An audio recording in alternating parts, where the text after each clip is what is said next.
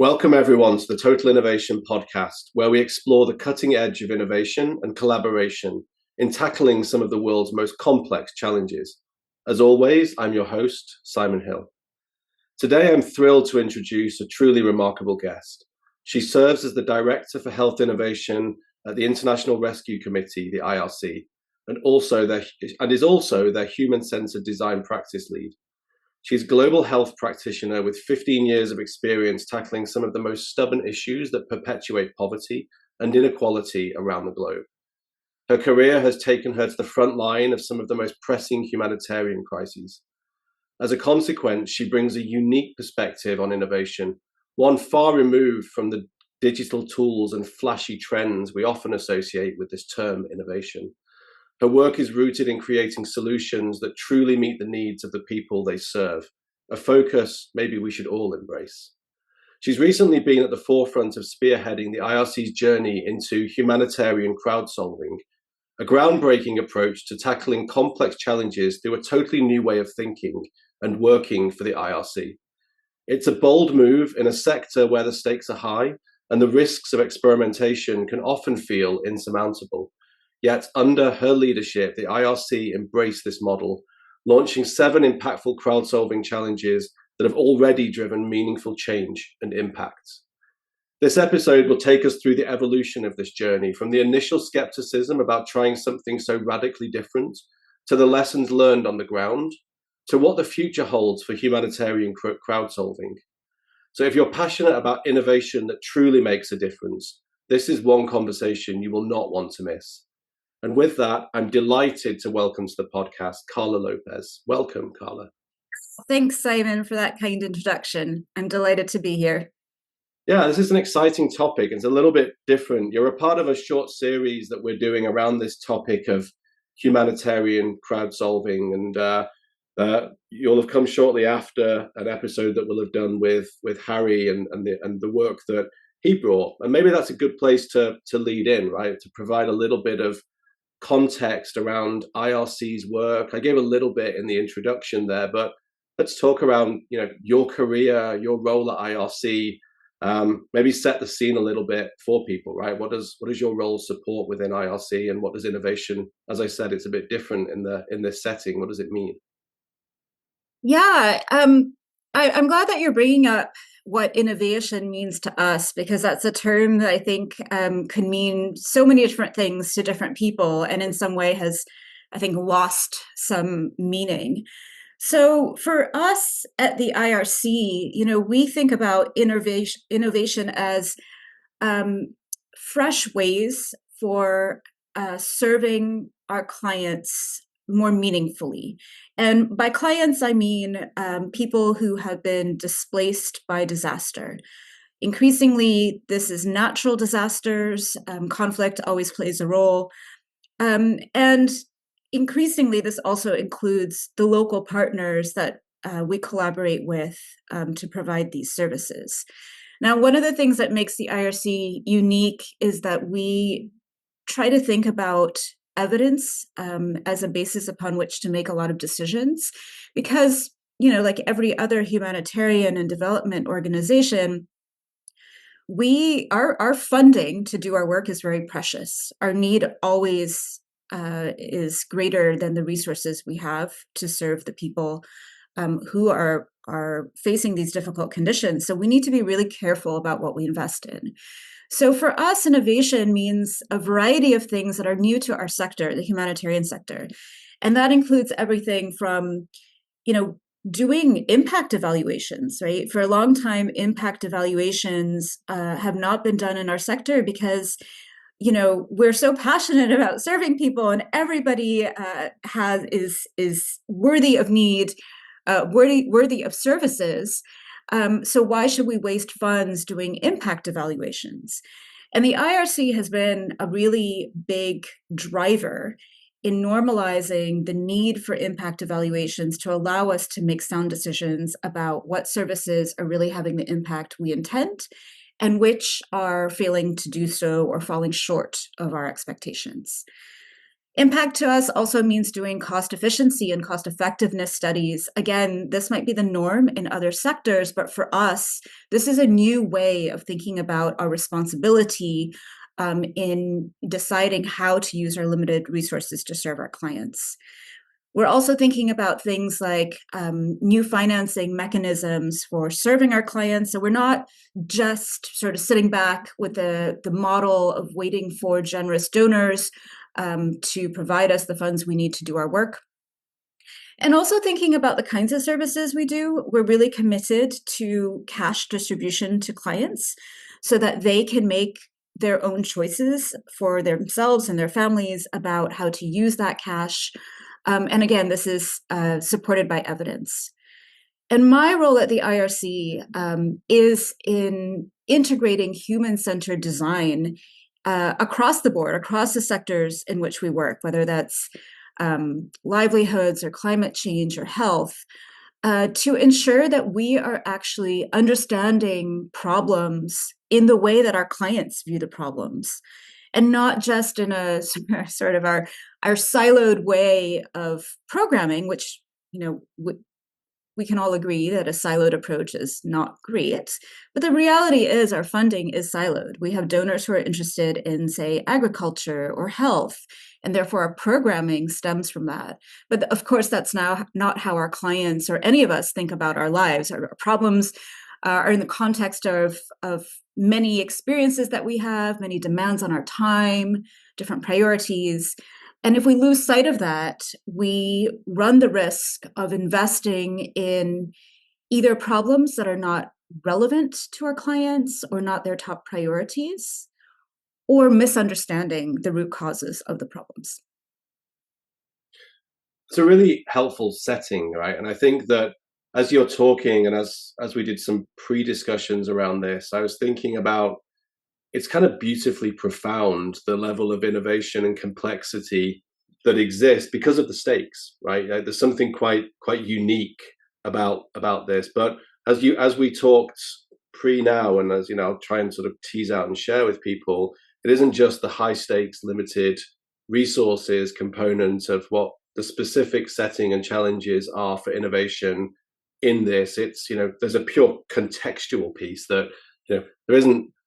I'm sure you'd love many high-tech solutions, but they're just not very practical in the settings that you're working in as well. So maybe just set that scene. Most people listening are not going to be as familiar with the very difficult context in which you're trying to create positive outcomes, right? This mission of value from innovation is pretty raw as well when you're thinking about the context that you're working in. So maybe just paint that picture a little bit for folk.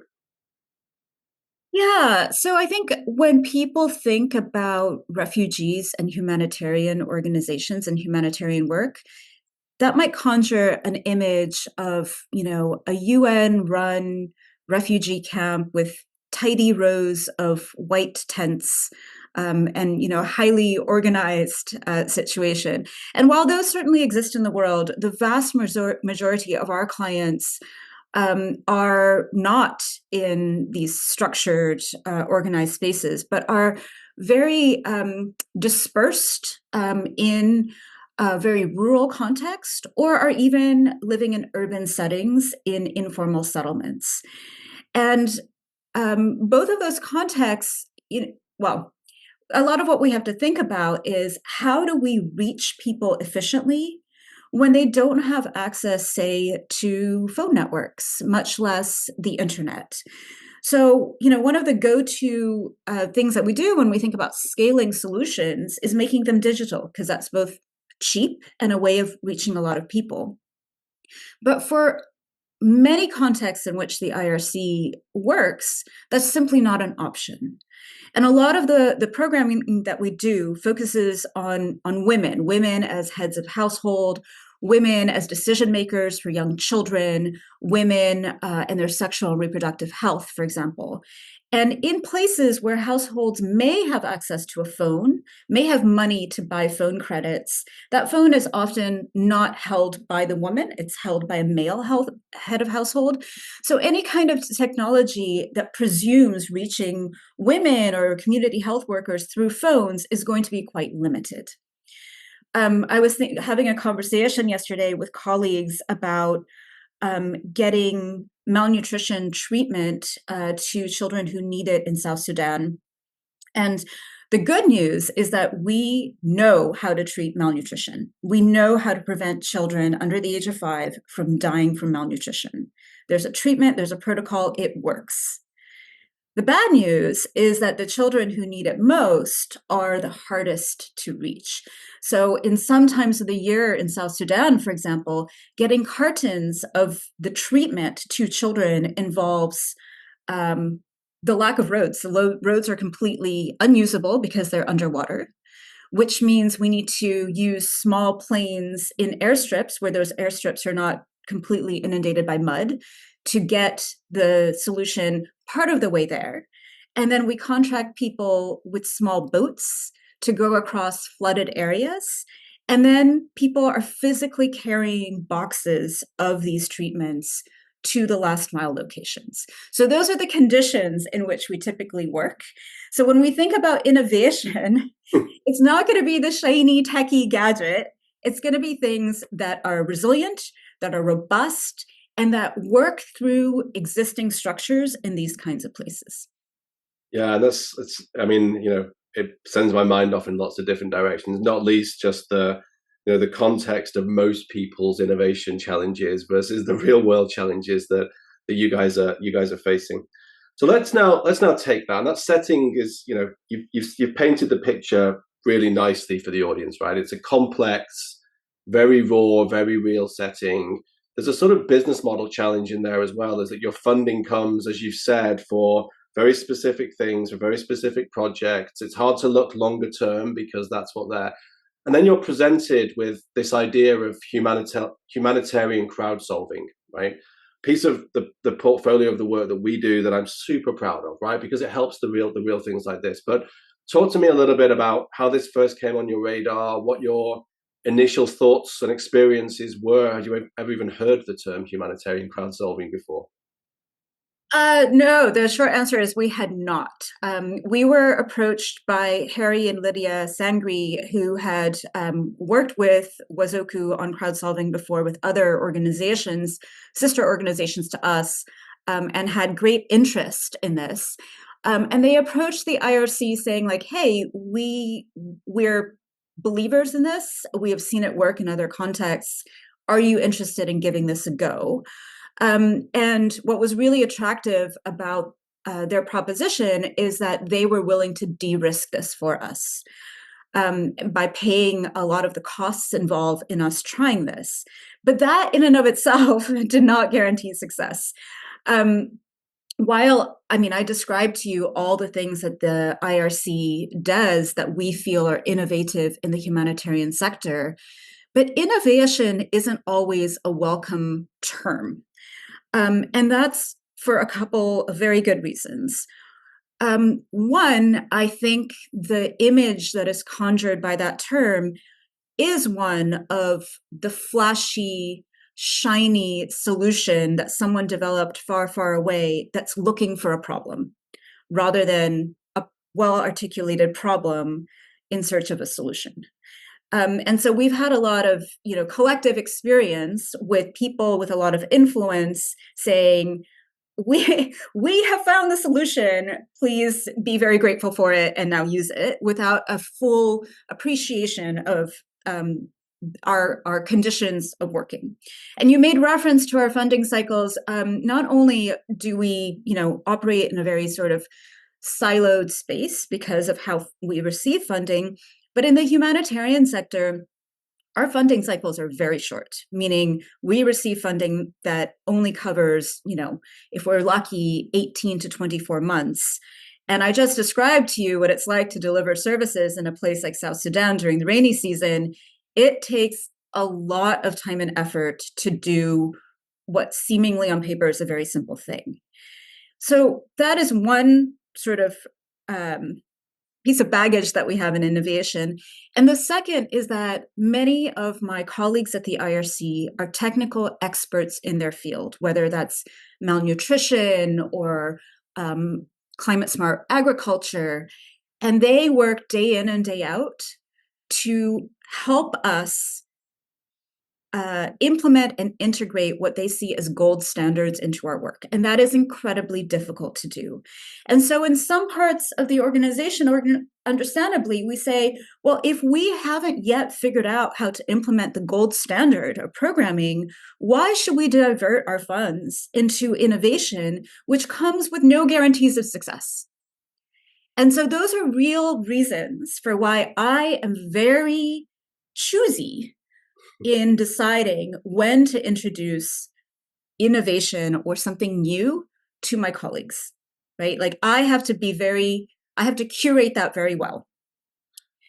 So when Harry and Lydia came to us with this humanitarian crowd-solving initiative, it seemed really exciting, but even though we took them up on their offer, it wasn't without a lot of consideration whether this is what we should be spending our social and political internal capital on. And because they de-risked it for us, and because they said, we can give this a go. If it doesn't meet your expectations, no harm, no foul. And so we decided to try it, and I'm so glad that we did. Which is a great follow-on to where we go later on in this in this podcast. What was it about this thing? Because I think that there's probably an element of let's call it arrogance, for want of a better word, in the someone's walking in your door and innovators are like, well, there's money coming here to this thing, and you're right to be skeptical, because the other side of that is lots of people want to bring the next shiny object, the next great solution. But the reality is the day-to-day stack of things that need to urgently get done is getting bigger and bigger and more complicated, and the world isn't getting any easier in the realms that you guys deal in.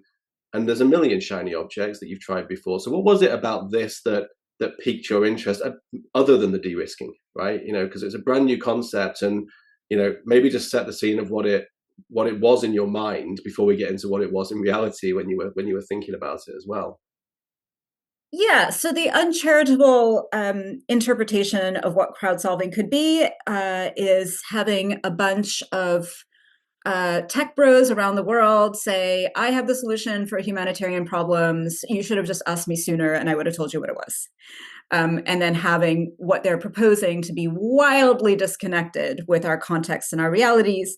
And then us spending time we don't have to sort of explain all the reasons why that solution is not fit for purpose for us. So that was my worst fear.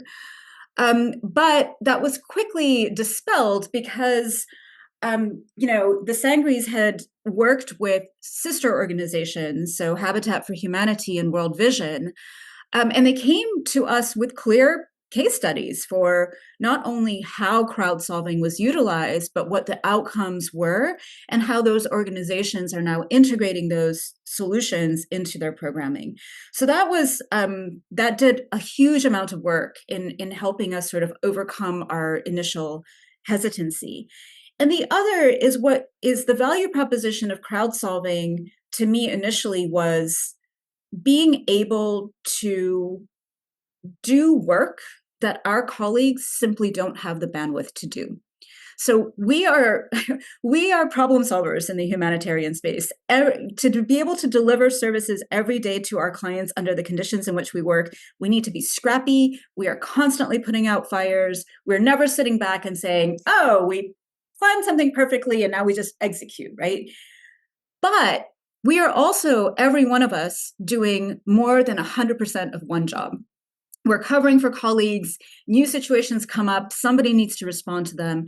And under those conditions, it is very difficult for any single person, particularly the people who understand the problems the best, to pause their day-to-day work in ensuring services are consistently delivered to our clients to take a step back and say, huh, what if we didn't approach the problem in this way? What if instead of putting out fires and slapping band-aids on this, we took a different perspective to this problem? That's just something we don't have the room to do. And it's not because we're not good at it. It's not because our colleagues aren't just whip smart and very insightful and driven. We just don't have the time. And so crowd solving presented itself to me as something where, if we did a good job to characterize the problem, to make the context really clear to others, to clearly delineate what characteristics a solution must have to meet our needs, then other people are willing to invest their time and energy that we don't have to work on this for us. And we're not losing any control, right? We're not signing on to say yes to whatever gets thrown to us. On the contrary, because we have done the work to figure out, okay, really, what are the characteristics that would solve for our context, we are in a decision-making position to be able to say, yes, these solutions are fascinating. They do meet our criteria, and these do not. So we're not relinquishing control at any point in the crowd solving, which I think was another fear that I and my colleagues shared. So one of the important roles I think of the innovation folk inside organizations is to, receive these kind of things, filter out the things that are not relevant. But when you do get those, oh, this could be relevant and exciting, and I want to bring it to the business, to go and then find the buy-in, right? Get the buy-in from this, which in this case isn't just this looks like an interesting thing, let's give it a go, because you have to sink your teeth into it properly, right? And to your point around not being able to stop and step back and think and do differently, that's what was required here, right? So how did you get from the idea being an interesting thing, we've got over the initial skepticism, you've got some convinced internal stakeholders, including yourself, that this could be relevant. Now you've got to get into buy-in and actually getting people to run the programs, run the challenge, and embrace the concept. Talk to me a little bit about that process from this sounds great to getting challenges launched into the market. Yeah, I have to say the journey was a bit unexpected. Starting with sourcing the right problems for crowd solving. And I think the Wazoku team did a really nice job of working with us to really understand, not every compelling problem is going to be a right fit for crowd solving. So that's great. But even once we understood that, in an organization as big as ours, and we're at least 28,000 people around the world, it's hard to know where to start in finding people who would be interested in collaborating and taking this risk along with us, while also making sure that the problem that they're identifying is the right fit. So I knew that there was going to be a lot of trial and error along the way. And one of the things that was a bit unexpected in that journey is that we as an organization are really good at describing a problem and saying, here's a solution that we think we are uniquely qualified to deliver on. And it's supported by evidence and experience. And here are all the reasons why this is the right solution. That's something we're really good at. We have decades of experience in the context in which we work, and technical experts and people with frontline experience. So we are primed to talk about the problems hand in hand with, and here's how we're solving it. And what crowd solving asks of us is the opposite of that. It's to say, here's the problem, and here's why our existing efforts to solve it fall short, and we need help from people who are not necessarily experts in the humanitarian field or this technical area to solve it. And that is an incredibly difficult mind shift to take. So in trying to get buy-in in the organization, I was really skeptical when I would talk to team leaders or country program directors and would get an immediate, yes, that sounds great. Like when someone says, yes, that sounds great, that is a big red flag to me, because what that means is you're not fully sort of absorbing the implications of what I'm proposing to you. And I have not done a great job of explaining that to you. So eventually we spent literally months sort of trying to find the right stakeholders in the organization who had both the decision-making power and had the time and interest to fully comprehend what we were proposing.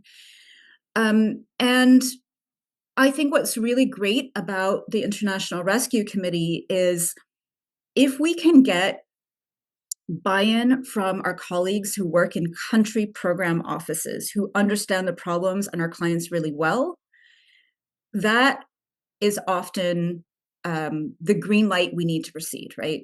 If we can say the work we are doing is in service of our colleagues on the ground and they have indicated that this is of value to them, then that just opens things up for us. And we, after several months of talking to groups across this organization, we got our first sort of bite from a combination of colleagues in our Sierra Leone country program office, as well as colleagues across several of our technical groups, our pharmacy technical group, our governance and power technical group. And so that collective buy-in from different teams across the organization around a single problem really unlocked a lot of goodwill and optimism about trying this. I think actually there's loads of parallels, and lots of sectors think that there's lots of nuance, or lots of companies think there's lots of nuance, and there is a lot of nuance to the context in which you work. But often when you put yourself in the most difficult of situations, the most challenging, the most budget constrained, you find a lot of the realities of life that need to actually be boiled back up into settings that are a lot easier for a lot of people, with more money available and less risk around the innovation programs that still face the same challenges, right? Focus on the people at the cutting edge who understand the problem. It seems like really obvious advice, and yes, it makes a lot of sense, but you got to go find those people as well, right? Talk to me a little bit about then around some of the challenges that you've run. It took a while to learn, and I think it does. It's a capability. It's a different way of tackling things. It's a different form of everything to do with identity comes out of this. As you said, people are specialists in doing this. The idea that someone who doesn't know anything about your sector and this problem could do a job around this that they can't do, even if it's a can't do because they haven't got time, is a little bit challenging for folk. And so let's talk a bit about, from that skepticism to now finding these teams in different corners of planet Earth and very different problem spaces. Like, what are some of the successes from the different challenges that you've run? What can you share? Well, the learning curve was very steep for us in that first challenge for a couple of reasons. I think anyone who's done any kind of innovation work can relate to the craft necessary to right size a problem. You don't want it to be so broad that the solution is hard to recognize when you arrive at it, but also if it's too narrow, you're presupposing what the solution is. So finding the Goldilocks problem is quite challenging. And it's not something I think everyone has a lot of experience doing. And then, of course, when you and I talked before, I had mentioned that, in the humanitarian space, sometimes, we become overwhelmed by the complexities that we deal with, right? And so the first challenge that we ran in talking to our colleagues to really identify what the problem is, it felt a little bit like a therapy session, because they were like, well, the challenge is we're responsible for getting essential medicines in Sierra Leone from, the central medical store all the way to the last mile health posts in really remote places under different weather conditions, and the roads are terrible, and the trucking companies we use break down all the time, and there's this and there's that. And it's like, yes, this is all your reality, and it is incredibly hard, and I see you.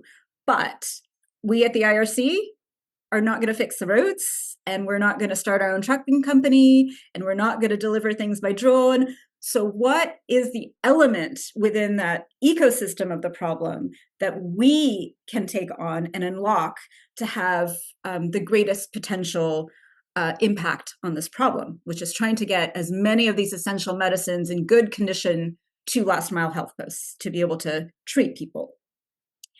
And so that process really allowed all of us to learn how to craft the right size challenge with enough definition to be a good fit for crowd solving. And the Wazoku team really was just incredibly skilled and patient in helping us get there.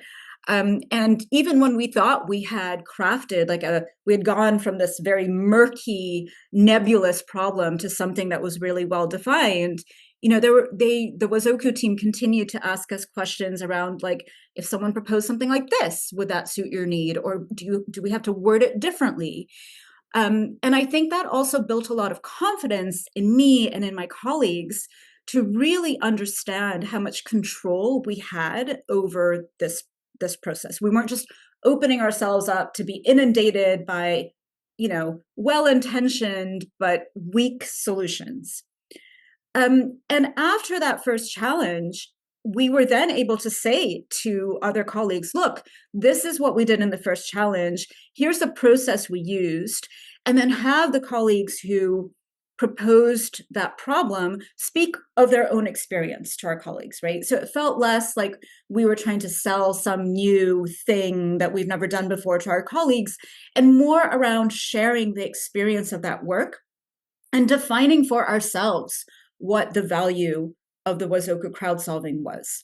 So, for example, one of the challenges that I will think about always was around providing better, more robust lighting and locking mechanisms for female latrines in camps and settlements. So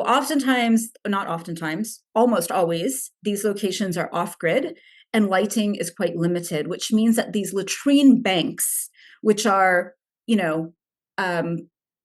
constructed out of wood or corrugated aluminum with a pit in the ground, are pitch black at night. And so women and girls are hesitant to use them when it's not light outside, and are forced to use buckets or what have you in their shelters as a result, because they feel like it's very insecure. There's risk of sexual violence by entering these spaces at night. But if you were to put a simple sort of solar panel, solar charged light there, that would be stolen in an instant.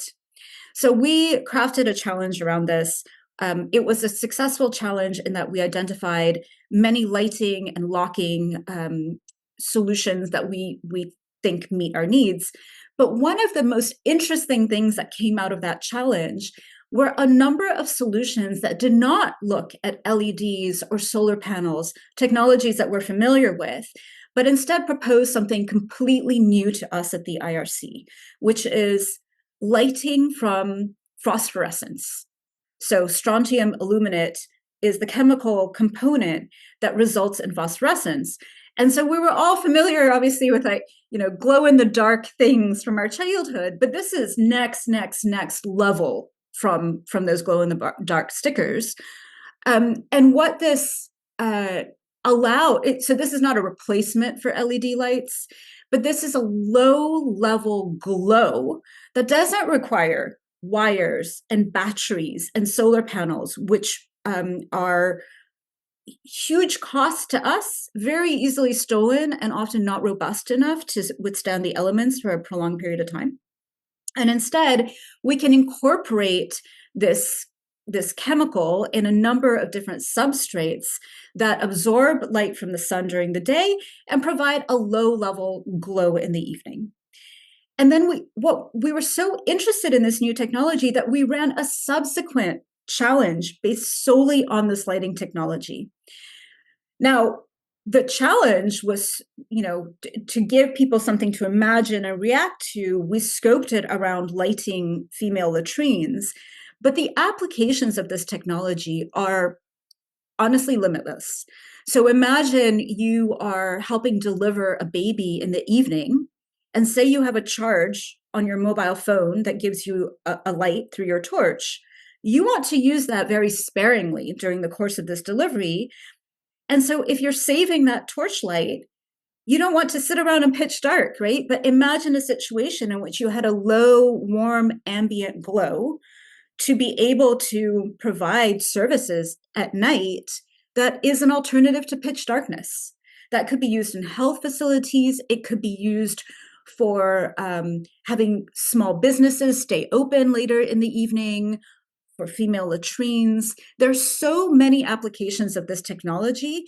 And now that we have prototypes from this crowd solving challenge to work with to make this concept tangible and real, we can put this to colleagues in Somalia, in Sierra Leone, and Afghanistan and say, hey, here's one version of this completely new technology. Let's try it in different contexts and see where it could add value, or what the limitations of this are, or how it could be combined with other technologies to add value.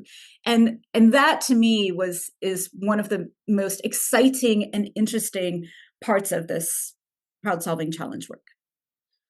And it's part of the reason I love doing this kind of work in this kind of space, right? Because you found this, in many senses, as you said, you draw some parallels back to sort of the glow sticks or things that you might think of as kids, but you pulled in this adjacent innovation that was not far away from the space we were thinking about when we were crafting this challenge, but came from a different angle that's extremely low cost, extremely scalable, and will just have impact on millions and millions of lives as we get this thing going. So thank you for sharing that, and thank you for enabling it as well, right? I think that that learning curve was important up front to get us to some of these incredible outcomes that we've had from many of these. That I could probably do a podcast on each of the different successes we've had, but I know that's one that, as you said earlier, you'll think about ever, and I'm very proud of it as well. Looking ahead, I know we were kind of running out of time on this chat because there's so much to discuss, so many good things, such a fascinating world for doing innovation in. What do you see the future looks like then, right? We've got 7 challenges with a learning curve behind you. You now know what humanitarian crowd solving is and can talk eloquently about it with some great stories. How do you see it evolving within IRC, and what's your advice to others around who may be listening to this thinking, this does sound pretty cool actually. What should we be doing? Yeah, I mean, I have drunk the Kool-Aid. I started off, as I mentioned, with some initial skepticism, and learned a lot by doing, and now feel like I fully understand the value of humanitarian crowd solving to support us in both, having a global network of people spend time on things that we don't have to spend, and also introduce skills and expertise that we may not have in house, and be able to identify analogous technologies that could have applications that we had not considered to the humanitarian space. However, I think in order for us to optimize the value of humanitarian crowd solving in our organization, we need to do 2 things. One, we need to be able to keep the momentum going on getting new challenges out there, because the group of colleagues who have been involved in these 7 challenges so far are now experts in how to do this, right? They also have been learning by doing, but we want to expand that group to others, and we want to keep this momentum going so that we're continuously learning, and we're not sort of like learning, then stopping, and then having to pick up and learn this all over again with a new set of people. The other thing is, once we've arrived at a solution, that solution needs to be implemented before we can say it is a raging success, right? So I spoke about my excitement about phosphorescent lighting, and we have plans. We're prototyping it now. We hope to be able to pilot it in the coming months in Somalia. But we need to figure out as an organization how we create that pathway from identifying a solution to actually field testing it in our context and then implementing it. Now, for something like phosphorescent lighting, I think what that pathway looks like is identifying colleagues who instinctively see these prototypes not as the solution to all the lighting problems everywhere, but as a potential, right? The starting point for figuring out, well, maybe it won't work for this use case, but it might work for that one. Let's figure out how to tweak it to continue to work on this to figure it out. Those people are rare, and those connections need to be built and supported, and they need to be set up to succeed. But also, we need to figure out for some of the more sort of future-facing technologies that have come out of our crowd solving, how do we position ourselves as a humanitarian organization to influence some of these emerging technologies that have yet to be proven because they might be working in an analogous space, but we don't want to be left behind. We don't want this humanitarian context to be left behind as these emerging technologies get developed. So we don't want solutions for, health providers being able to sanitize their hands to avoid infections at health facilities. We don't want these to be optimized only for hospitals in rich countries. We want to be able to say, hey, what would it take to make this work for an off-grid health facility in a rural location? And we don't feel like that's limiting to technology. We feel like taking our context into consideration can actually fuel technology, can result in innovative leaps in our way of working rather than iterative change. So I think that we need to better define what kind of role we want to play in being an influencer in the space for some of the more emerging technologies. And we also need to cultivate a network of colleagues within the IRC to both invite more crowd-solving challenges, but also ensuring that they result, the solutions once identified lead to impact and implementation at scale. Great. And I think there's so much more we could pull on here, and I would love to, and we'll pick this up offline for respect of your time as much as anything. As I said, I think there's something very pure and very authentic about, as you positioned it there, right? Rather than changing the context, almost working up from the context you work in to drive the right types of innovation for the greatest utility, rather than the other way around, which is what it tends to happen, right? And so lots to think about, lots and lots of inspiring stories. I thank you very, very much for your time and for just being very honest with this as well. Maybe I'll ask you for one parting thought, right? Like for other leaders across the humanitarian space in innovation or otherwise that might be thinking about this, what's your one piece of advice or one takeaway that you would like to leave them from for today? I mean, to be honest, and I want to say Simon is not paying me to say this, I think you should try one crowd-solving challenge, because that learning curve was very, very steep. And I think it really helped our team understand that the value of crowd solving to us in being able to draw upon skills and resources that we don't have and imagine solutions that we hadn't yet considered. So if you already think you know what the solution is, then that's great. I envy you. But if you're interested in sort of exploring questions outside of what you think you already understand, I would say give it a shot. You're very kind, Carla, and I honestly wasn't teeing that up either. So thank you for that final thought and recommendation. Thank you to everyone for listening. If you'd like to learn more about humanitarian crowd solving, either as a potential tool for your organization or how to get involved as a solver to these humanitarian opportunities, we'll share some useful links in the episode overview and on social afterwards. You can also check out the supporting podcast I referenced earlier with Harry Sangri, who enabled the great work for Carla and the team at the IRC, where we'll explore the topic further and deeper from Harry's altruistic perspective as well. To learn more about the work of the IRC, check out their website, and you can find Carla on LinkedIn, where she often shares fascinating insights of her work, which, as we've heard today, is truly fascinating, inspiring, complex, and amazing. So thank you so much, Carla, for all that you do. Thank you for your time today, and thank you again for sharing so openly.